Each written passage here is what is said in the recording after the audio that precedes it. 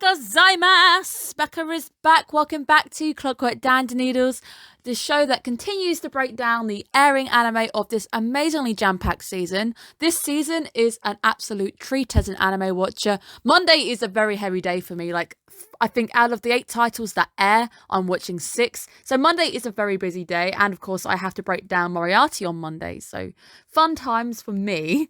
Make sure you guys are subscribed to the channel because there is a video going up now in 3 days and you will have my midway seasonal review. This is going to be something new to the channel where I decide to break down my top 3 OPs, EDs and anime standings as of halfway through the season just to see if anything changes, which is something I think I'm very curious because halfway through the season, things are looking good. Some animes can drop the ball. Some animes can really shock you. So endings as well. Endings are very important. The way an anime ends a season can really make or break the way you see a show.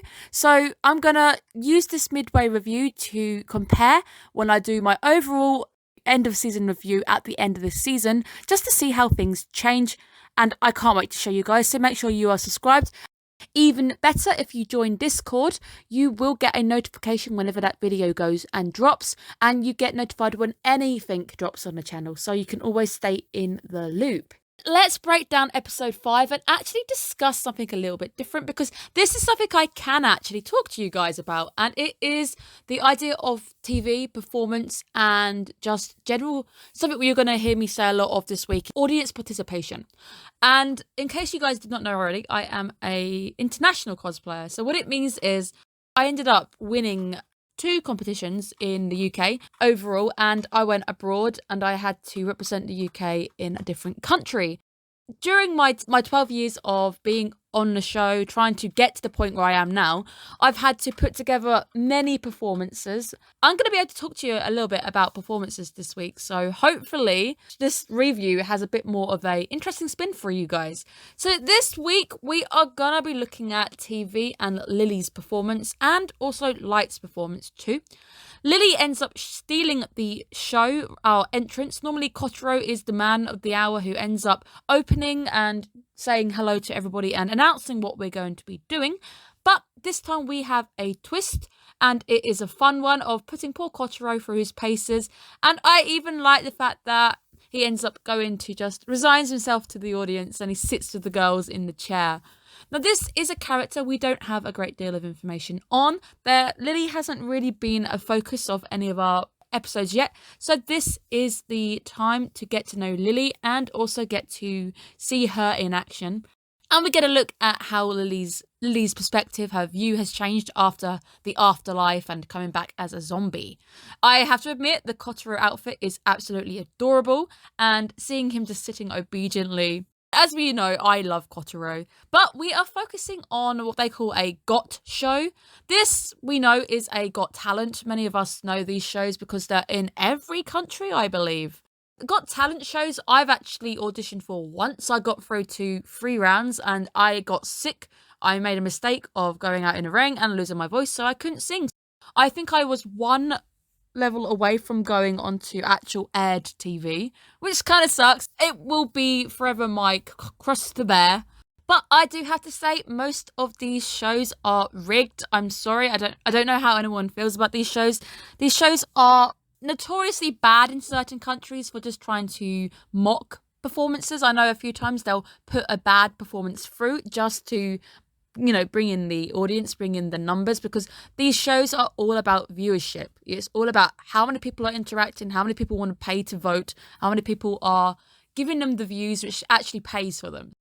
But I do wonder what Kotaro was actually going to be announcing. Maybe we were going to have the obligatory beach episode. Maybe we were going to do some filming on the beach. Who knows? But this episode is fantastic nonetheless. But naturally, to make Lily's episode a bit more challenging, a bit more spicy, we needed a child rival to rival Lily. And we get introduced to a character named Light. What is interesting as well is the Iron Frill declaration of rivalry has started to boost Franchuchu. People know who they are when they are in the room. People have already started kind of picking them up just by seeing them. So we can see what the power of press and we can see the power of word of mouth really is. This is an episode just for Lily, so it is going to be just Lily entering. To make it a bit more spicy, our rival needs to have a bit of a bad attitude. I did think the attitude was kind of a bit of a trope. I've seen this a few times. We have the spoilt brat on our hands who doesn't really even like Saga, doesn't really respect the prefecture as well. He's not even from Saga. Also surprised that he's allowed to enter for Saga if he isn't local for Saga. Kotaro ends up shocking us all with a surprise entry. I like it, but yeah, I can see why it didn't get through. But at the same time, a performance like this is what I was saying before. If this was maybe a UK one or an American show, they would probably put him through because of how bad it is, and they would obviously want to get those views of people going, oh my god, did you see this guy rolling around on stage as a mud skipper? I thought it was cute.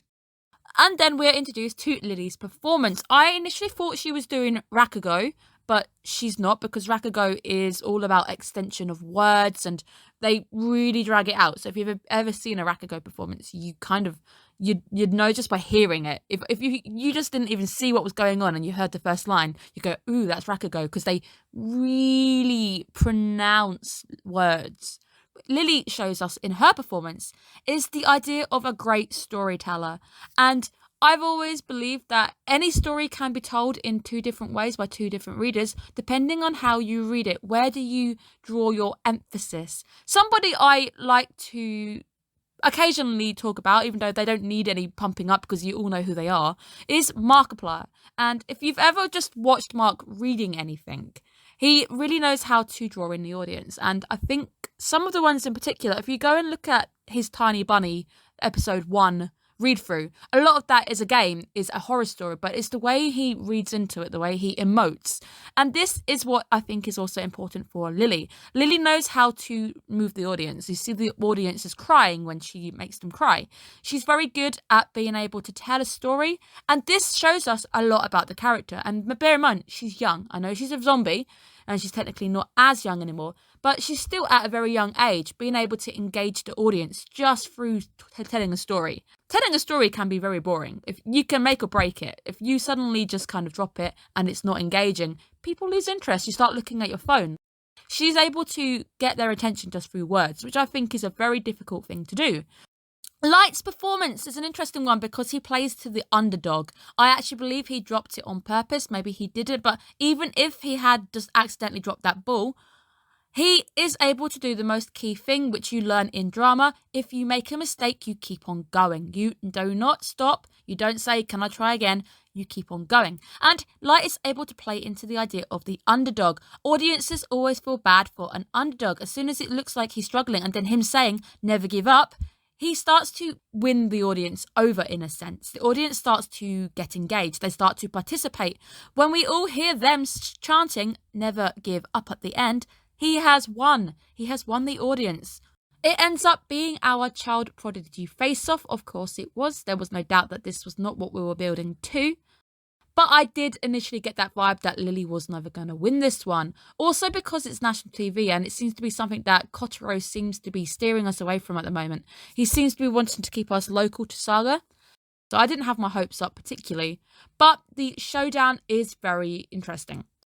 So the audience favourite at this point is Light, and as I said before, most of these shows are rigged.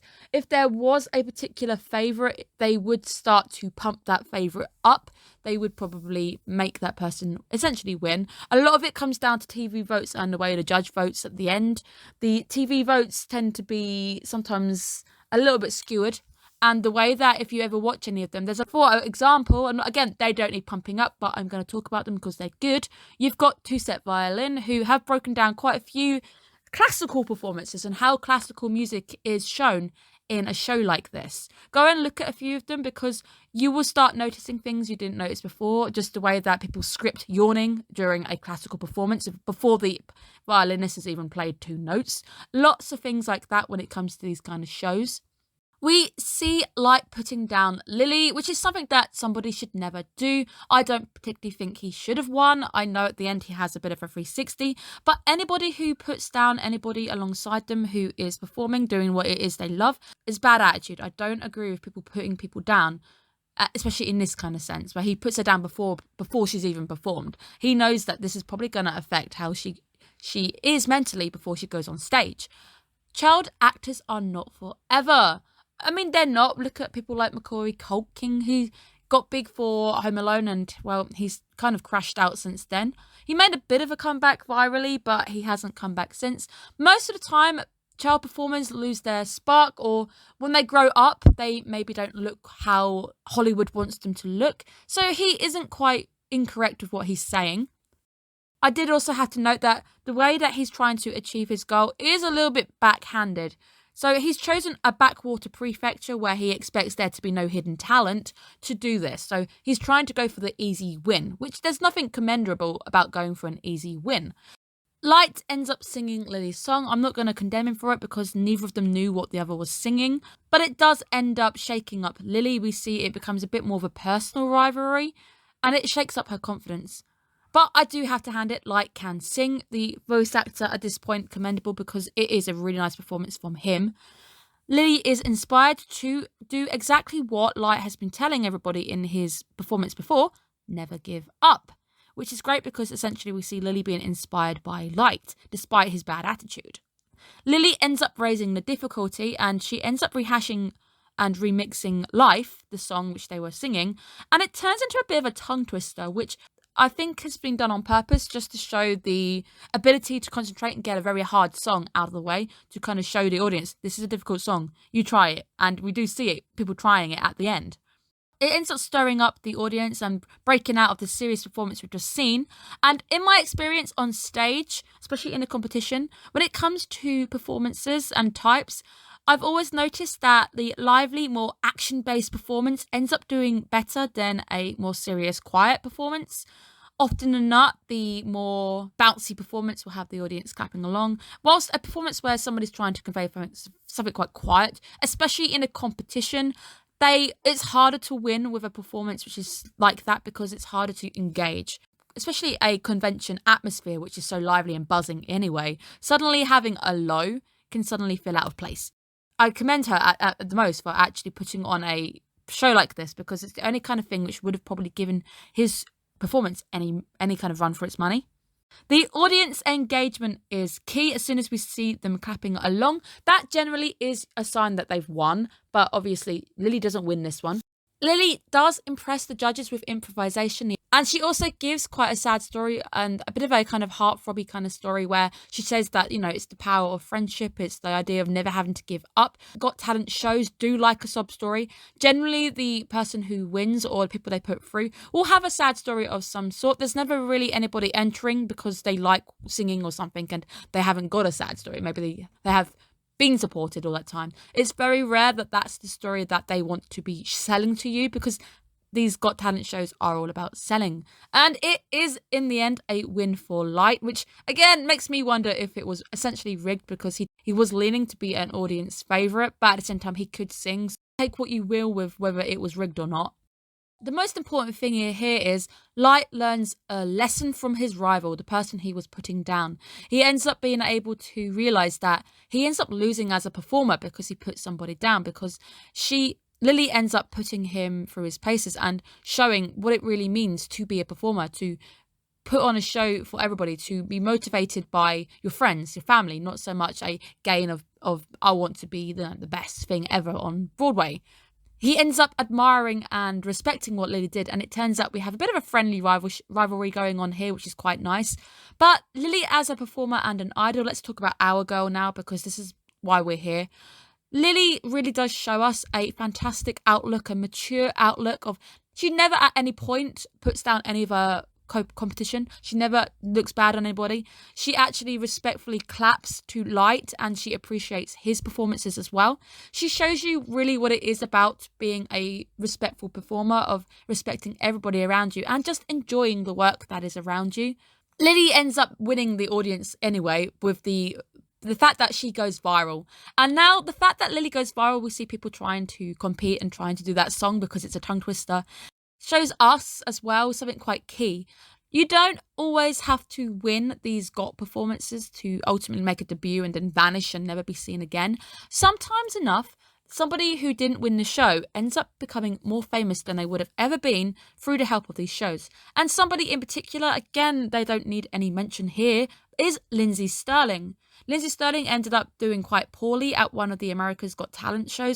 She did really badly. She was told that she was boring and she was never going to go anywhere. Lindsay has so many subscribers. She's been in so many performances and worked with so many big names out there. She never needed to win the show. We are able to use the better audience reach. These shows reach very big numbers. So most of the time, the key is just getting through to the first televised round. You can use their audience reach to build your numbers, and you can abuse that fact that you're now talking to a bigger audience than you ever were, and you boost that. You end up using that to your advantage, which is what we kind of see Lily doing in a sense. I think it was a very interesting episode, especially the fact that it made me think about my times on stage, the times that I've been acting as well. So I think it was a fantastic episode. Interesting to see Lily, a character who we don't really often kind of hone in on very much, actually in putting her through her paces and seeing just how mature she is as a actor. So I really enjoyed this week's episode. I can't wait to see where we go next week. Thank you guys once again for tuning in, and hopefully you found this episode and my breakdown on it interesting. I don't know if these are breakdowns or more reviews, because my Zombieland Saga ones tend to be a bit more light-hearted and a bit more quite quick as we go through what I saw on the screen. But congratulations to you guys. You guys ended up winning the battle which is going on with all my videos on my channel. You had the highest viewed video for last week, so congratulations. You were not the highest liked video, so you ended up losing that to Moriarty the Patriot, but you definitely had the most views, so thank you guys so much. I appreciate all the continued support, and I will see you guys again next week. Goodbye, guys.